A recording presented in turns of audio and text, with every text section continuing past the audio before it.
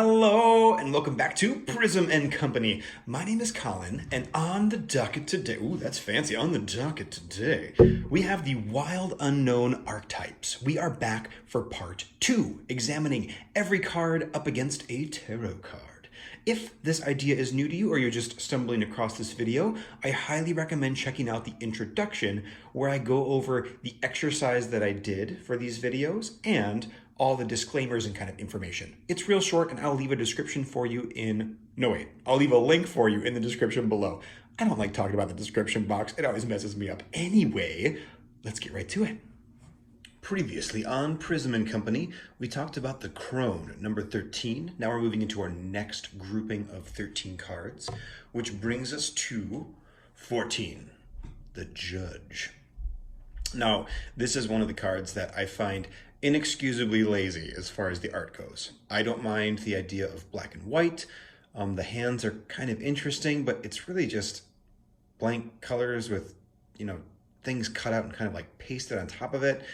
I don't know. I think it might be interesting, but I think it doesn't show the same amount of class and thought as even, say, the Crone. This feels much more like a composition.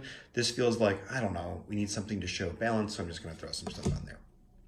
Neither here nor there, though. Let's talk about the keywords for the card, which I had in my brain, and then I started complaining. They are the Critic, the Diplomat, and the Advocate. So Critic, Diplomat, Advocate. The idea of the Judge in Kim Cran's deck is the idea of judging what is healthy to pursue in your life, or safe. What avenues are good or bad or ugly, judging yourself, judging others, that idea of judgment as a whole. And so I chose Justice. I think that's a pretty straightforward one. This is one of the original cards that actually made me think like, oh, I could probably do this. There are some very overlapping ideas between the Archetypes deck and the normal tarot deck. This one to me feels pretty straightforward, cut and dry. Literally the idea of justice with the idea of judgment, none of the esotericness that goes into this, just straight up and down, weighing your options, being the judge for good or for bad, whatever it might be. With that, let's take a look at 15. Ooh. The Shapeshifter, another card that feels a little bit thrown together, but that's all right, I can roll with it. Our keywords here are the Trickster, the Elusive, and the Formless. Kim in the book describes the Shapeshifter as being slippery and non-committal, which I think is pretty cool. So that part of us that doesn't want to be tied down, that is a vagabond of sorts and is kind of ebbing and flowing through life and moving. Now, paired with the Shapeshifter, I have chosen the Knight of Swords, and I've taken a very Thoth-y approach to this. So I'll really kind of focus in on the Thoth card here. In the Thoth deck, the Knight of Swords is the vision of the brain. It's the airy part of air. It's constantly moving, constantly thinking, changing. The guy on the chariot here is being pulled by his thoughts and not in control at all. You can see this dude is not having a good time up there. He is definitely not at the helm. These little fairies down here with their beautiful round wings are pulling to and fro. And I think of that chaos, that kind of flailing almost of the mind, or that spontaneity of the mind, to be very shapeshiftery. It could change at any second. You never know quite where it is. It feels slippery. It feels elusive. And again, this really speaks to the narrowness in which I'm kind of taking a look at all these ideas, because brains can be very focused and very, on track, but there is an element of them that flows like that airy part of air. I think that's pretty cool too. Let's take a look at 16. The Shaman. Our keywords here are the Magi, the Sorcerer, and the Medicine Woman. Now, Kim describes the Shaman as being made up of 3 parts, needing lots of study. Oh, let's see, actually, I just forgot. Let's see here. Needing study, generosity aimed towards healing of the self and the other and culture, and also a knack for finding doorways to the other world. So she actually relates this to 3 other archetypes in the deck, which is kind of interesting. The Mentor for study, the Healer for healing, and the Unseen for the other world, which all makes sense. And that kind of thing where this is a culmination of 3 other archetypes to me that says like, is this broad enough to be an archetype then? But that is a discussion for another time. The piece that I really cued in on for the shaman is that idea of the other world and bridging the gap. So I picked the magician, the as above, so below, taking that, otherworldliness, that spiritualness, that esotericness, and bringing it down to crunchy reality. The magician is the conduit. It is that, shaman between the natural world and the spiritual world that opens those doorways and can make that portal. And this is definitely a very kind of esoteric spin on what the magician is. I think there's a much more earthly and grounded view as well, but it's kind of cool. I think sometimes it's fun to take things in a more esoteric bend and get a little bit lost in the woods. That's actually one of the things I appreciate most about the Archetypes deck, is that it is not afraid to just go full on, like lose yourself to the wild, kind of mysterious in the way that it describes its cards and describes itself, which is cool because I'm very often very resistant to that kind of idea, but at the same time, the inner shaman in me, if you will, loves that and loves to just sort of get lost. Cool. Let's go on to number, 17. The lover. How lovely. Now, our keywords for this are the heart, the devoted, I was saying lovely earlier, but it's not lovely. The heart, the beloved, the devoted. Okay, the heart, the beloved, the devoted. This card in the Archetypes deck is all about the idea of loving someone or something, that devotion to it, that kind of, she describes the first taste of honey or the first kiss of a lover, that kind of spark, the magic, the attraction, the drawing, and where the maiden represented kind of the innocent, youthful approach to that, or maybe the naive approach. The lover is taking a much more direct approach, or more focused on just the act of love, whether that's, whatever flavor of love you want to insert there. It could even be the love of like good food or an idea or something like that. The card that I chose to pair with the lover, I'm turning into a robot, is the Six of Cups. Now, it works on several different levels. With our normal like Rider-Waite-Smith look at this, like nostalgia plays in, that kind of like love that you feel towards the past, or that love of nostalgia. With the Thothi approach, we have pleasure, so the idea of, love as the kiss or intimacy. And then even if you just take a kind of numerological approach, the Six of Cups being that sort of like rising or building of emotion, which could certainly be love. You could absolutely layer that on top and have it be pretty simpatico. Lovely swan, lovely art. There's a lot of pearls or whatever happening on it, but I'm cool with it. I kind of like it. I even like the silly little flower down there. I think that a sunflower opening and blooming almost refers to the radial nature of the background. It looks very nice, and I think it's very cool. Let's take a look at 18. Or I suppose I should have said I would love to take a look at 18, the Siren. And what a beautiful image. We almost have this bleeding gem in the center that is kind of cascading into our lovely lilac in the back, and it gets very dark and abyssal towards the bottom as we see the tail of our fish or our mermaid, perhaps. And as usual, I have forgotten my keywords because I'm yammering on. We have the temptress, the seducer, the femme fatale. In the book, the Siren is all about the call of the deep. It is the magnet that draws us to something. It's not necessarily the courage to go, or the mysteries that might lie in there, or whatever the holding back of that. It is just all about that call, the siren song that is bringing us in. With this, I have paired the Knight of Cups. Now, I took a very Thothi approach to this one. In the Thoth deck, the Knight of Cups is our airy part of water, and Crowley almost refers to this as sulfuric acid. So we can see a very still water here, but a huge burst of air in the background. This idea of like calm, still water that as soon as you touch it, explodes. It's got a lot of potential, a lot of kinetic energy to it. Or I guess potential energy specifically, not kinetic energy. The Siren is very much the same way. It's not about the getting it. It's not about the reward or the fulfilling of your desire.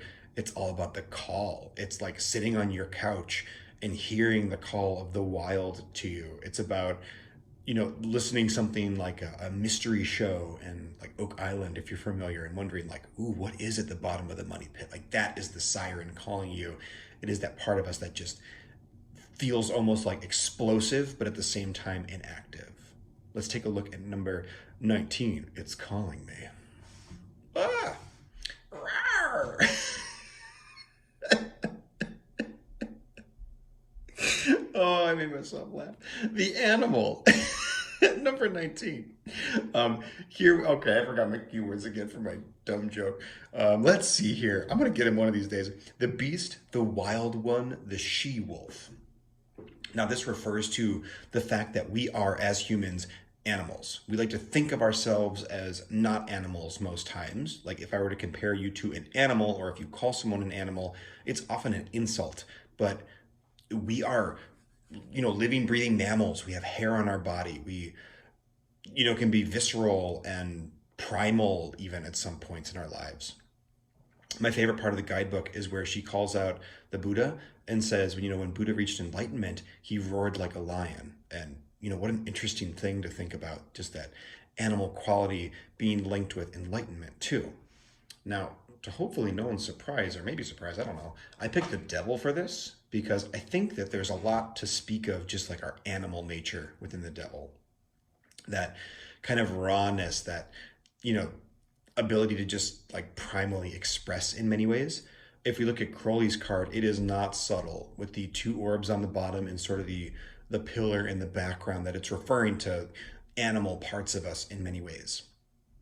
And that can be good or bad. There's lots of ramifications of what the devil mean, but I think it is neat to think of the devil as the animal part of us and all that could mean. And do we cage it up? Do we let it out? Is this the animal? Are these the animals? Is everybody the animal, or everybody's animals? I think it's cool. Also, I just happen to love this card a lot. I think this is another really stunning example of collage done very, very well. Similar to the orphan from the first video, we have kind of a rough cut on this eye, but it doesn't even matter. That is blended in beautifully with all this intricate work from the pen and just that little bit of blue from the eye peeking through. I think it's totally lovely. Well, I say we roar on through to number 20. The Pilgrim. Is it weird to anyone else that number 20 isn't Judgment? Like, I'm so used to thinking in tarot majors that this just like always throws me off. The Pilgrim, our keywords here are the Wanderer, the Traveler, or the Apprentice. Is that right? Apprentice doesn't sound right. Oh, it is right. The idea here is all about journeying, the going, the moving. And the pilgrim is not someone who stops once they arrive. They're always kind of on that journey to move forward. I feel like we just got really bright. I'm going to block some of that sun away. The pilgrim, maybe I won't. The pilgrim is always on that journey, always moving forward. And what's the word I'm looking for here? It's that, a pilgrimage on when, you need to go somewhere and you need to take a long, arduous journey to go. It is that difficulty, it's that willingness and that drive to just keep seeking. This card is not the destination, it is all about the journey. With this card, I have paired the Page of Wands. Here we have someone who is excited to start and to go. The Page of Wands in the Thoth is like fuel for the fire. They are moving, they are going. They are at the beginning, they're not the king or the queen, they're the page. So they are definitely that person making the journey, not arrived at the destination, but they are so excited to do so. And even though I think the fire suit often has a very brazen, bold, fast kind of feel to it, the Page of Wands could certainly be slow and trotting, but just kind of brimming with excitement to go, or brimming with perhaps obligation to go. There's that feel of the fire kind of pushing them forward. Like maybe the Page of Wands, there's a fire behind them and they're trying to move away from it, or they're being beckoned by the fire in the night and needing to move forward. Let's take a look at 21. The Mystic, the Seer, the Lightworker, the Dreamer. Now, Kim describes this card as someone who isn't afraid to get in the mud, get in the darkness, and also balance that with the light. And she describes it as like kind of balancing those two things on wings. So I think it's pretty cool that we have a butterfly here in the center. I think of the story of Lucifer as the night sky. He was cast out of heaven and, became the darkness, the night sky upon which all of the stars were placed. So, stars are beautiful and bring us hope, but the night sky in of itself is like a vacuous black void. Vacuous void, that feels repetitive. But same idea here. There has to be that, darkness for there to be light along with it. And someone who isn't afraid to delve in and get gritty and dirty with both of those, it's extremely important. And she calls it out too. Imagine if there weren't people looking into like super heavy topics plaguing the planet. We need to engage in those big, terrifying topics to try and fix them. That is what the job of the mystic is. And it's interesting to me that she calls it a mystic because in many ways that also feels like a very scientific process. Like science is often people diving into very dark topics because knowledge is kind of inherently dark sometimes. The more you know, the less you know, and you get like crippled under information sometimes. Either way, I chose the Three of Wands as my pairing with the Mystic here because to me this is like a soft candle glow. This is the light in the dark. So the Mystic, I think, has kind of a tint on, looking at that darkness. And this is that too, but this is just the little light surrounded by all the dark there. I've always thought of the Three of Wands as spring. It is soft and warm and building towards summer, but it's not there yet. Cool. With that, I say let's take a look at 22. The creator. Our keywords are the artist, the alchemist, the innovator. Now, I have a personal attachment to this archetype of the creator because I'm a very creative person myself. And I think the card is really beautiful too. Someone wielding a paintbrush in the center, just surrounded by all of these ebbing and flowing colors.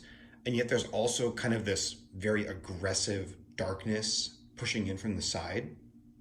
Because there's a lot of like pressure on creative types sometimes, whether it's pressure from their own mind or other people who think that they should create different ways. Again, discussion for another time though. Kim describes this as just that act of creating, that part of us that wants to make and to generate new, that force of, the newness of it is what the creator is really focusing on here. With this, I also paired one of my favorite minor arcana cards, the Three of Pentacles. I just freaking love the threes. They're so good. I think all the threes are among my favorite of the minors. And this one I'm really focusing in on I guess all of them really. I like the Thothi 3 though, which is entitled Work. And the idea of just like putting in the effort to make something. With the Three of Pentacles from the Rider-Waite-Smith, we also have like collaboration going on. And she specifically calls out collaboration in the creator card, whether it is with yourself, like collaborating with your own ideas or with some sort of deity or spirituality or collaborating with others. All that stuff is really good and very, very creatory. Nice job. Signed, sealed, delivered. Let's tie a little bow on this. Okay, 23 is up next. The Destroyer, the savage, the unexpected, the rejected. I find it very interesting that she has the creator, the destroyer, and the sustainer. Spoiler alert for the next one. I would have thought that it would have been the creator, the sustainer, the destroyer as kind of the flow through the cards here, but who knows? Kim very rarely describes that part of her decks, why she ordered things the way she does. So we'll forever just have to kind of decide or make up reasons, I suppose, for why she put him in that way. The destroyer is the opposite of the creator. It's the part of us that always wants to end things, that says, I have to change something, I have to move on, and even if it hurts, it needs to be done. And she describes it as dark eyes peering out of the darkness, or I suppose eyes peering out of the darkness, and just that like lingering, looming feeling of devastation coming, or what's the word? Impending. The impending feeling that's constantly there. I really, really, really wish she would have watercolored the edge of this one. I think it would have been so much cooler if there wasn't any white, just to feel more of the abundant kind of heaviness of this card. But c'est la vie. With the Destroyer, I have paired the King of Wands. Now, again, whoops. I'm going Thothi because I'm always going Thothi. The King of Wands in the Thoth is all like a comet. It just like rockets in, and there's no starting, there's no stopping. It just will either fizzle out and die or reach its target. But if you think about what a comet is, it just collides and explodes. Even if that is victorious or they have, reached their goal, something is ending, whether it is their momentum or their destination or whatever it might be. So I thought that paired nicely with that kind of impending, like, meteor's coming, meteor's coming, meteor's coming, with the destroyer. Let's do some sound effects to go to 24. The sustainer, the peacemaker, the upholder, the preserver. Now, where we had people creating and people destroying before, this archetype is designed to maintain the status quo. This is the people who pay bills and put food on tables and continue things going, because if we don't sustain, it's impossible to just constantly create, and it is very possible to constantly destroy, but obviously that is a cycle that will end itself very quickly because there's only so much to destroy. So we have to kind of maintain and sustain. I also just love the complementary colors in this deck. Yellow with this very rich, vibrant purple. Purple is not a color that we see very often from Kim Krans. It way more leans towards reds, oranges, yellows, and blues and greens. Like, that is the strong split that she's made. And in this deck, she really does lean a lot more into purple, which I very much appreciate. I also love the hands kind of cradling this clay. Really, really nice. These stars on the side, they're fine. But overall, I think the composition is beautiful. With this card, I have paired the Queen of Pentacles. And I almost see the Queen of Pentacles as a lot of people see the Empress. This is a very generative force. This is, the Queen watering the crops. It is the watery part of Earth. It is abundant fruitification, the spreading of seeds, and that kind of sustaining, the growing aspect of the harvest. The creator plants the seeds, the sustainer waters them and lets them grow, the destroyer harvests. So we very much have our full crop rotation as we move forward here. And our queen is looking awake, and as I guess, it's time for the next one, number 25. The healer, the light worker, the gifted, the old soul. This is working out so much better. Just say the keywords right away. Kim describes this card as the opposite of ignorance in many ways. There is a comfort and a safety to ignorance, whether that is about ourselves or the world or others. It feels warm and secure, but the healer attempts to peel back those layers. And it's interesting how she's depicted that here. It's almost like a snake peeling back on itself until we get to the real thing. Like, this isn't real, this isn't real, this is real, even though it all kind of looks similar. But the process of that is complicated. So the healer knows how to, take away those onion skin layers in whatever direction they need to go for that person or that situation, to not, rest easily in ignorance, but to heal fully in truth. I really like that approach. I think it's pretty cool. And I love the soft, warm colors in the background that are fiery and warm, but they're not intense. There's no like hard edges to them. It's very, very soft. With this, I have paired the Four of Wands, and per usual, I'm going a little bit Thothy here, because this is not necessarily celebratory. This is, collected fire. This is sustained fire, like the four is very much here. It's kind of maintained within this circle. It is active and it's moving, but it's also healing. It's trying to warm you and make you feel secure in a very true, deep way.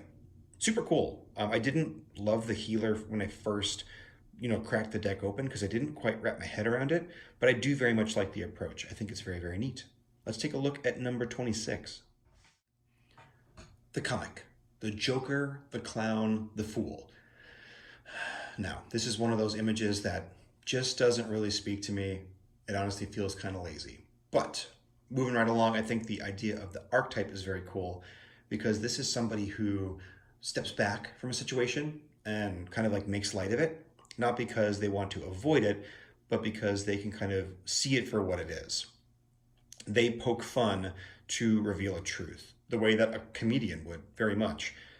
One of the keywords here is the Fool, so I of course paired this with the Fool from Tarot.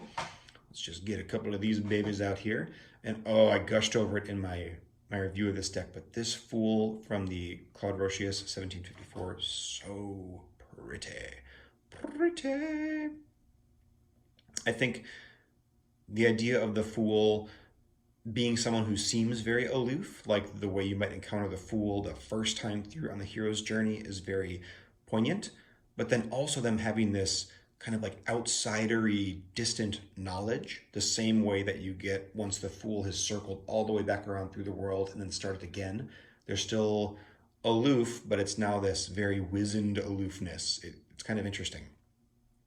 And also, I like all these lines pointing at our Fool here because it is, the clown. It is the focus that people can laugh at, but also to understand. They make themselves a focal point so that people can, through humor or whimsy or whatever, understand a deeper truth. And although it is absolutely terrifying, it looks like there is a person wearing cat skin here. We can see underneath the cat wearing a candy crown, there is a person back there who is dark and gray and withered. So it's terrifying, it looks a little bit lazy, but I think the image actually does a nice job at what it's trying to accomplish. I'm like also weirdly coming around on this card now that I talk about it. Either way, it doesn't matter. I think the ideas hold very true and very cool. Let's take a look at all these together. This was our next set of 13. This takes us most of the way through the selves of the deck. So I mentioned last time the Archetypes deck is in groups of 4. So these are the selves, the different ways that our personhood expresses ourself. And then the next set, we're going to go through a couple more selves and then move into the places, which are actually my favorite parts of the deck. I think they're super duper cool. But this has been fun, going through some of these more subtle ideas. Instead of like mother and father, we have Siren and Shapeshifter and Lover and, creator, destroyer, sustainer. Very cool little bits. Love it a lot. Super loving the purple. And I hope you guys enjoyed too. As always, I would love to know what correspondences, what correlations you guys made with these cards. Did I pick some that surprised you? Are there others that you would go for? Let me know. That turned into something that sounded like lima beans or whatever. Anyway, I'll talk to you guys later. It's been a total blast. Bye-bye.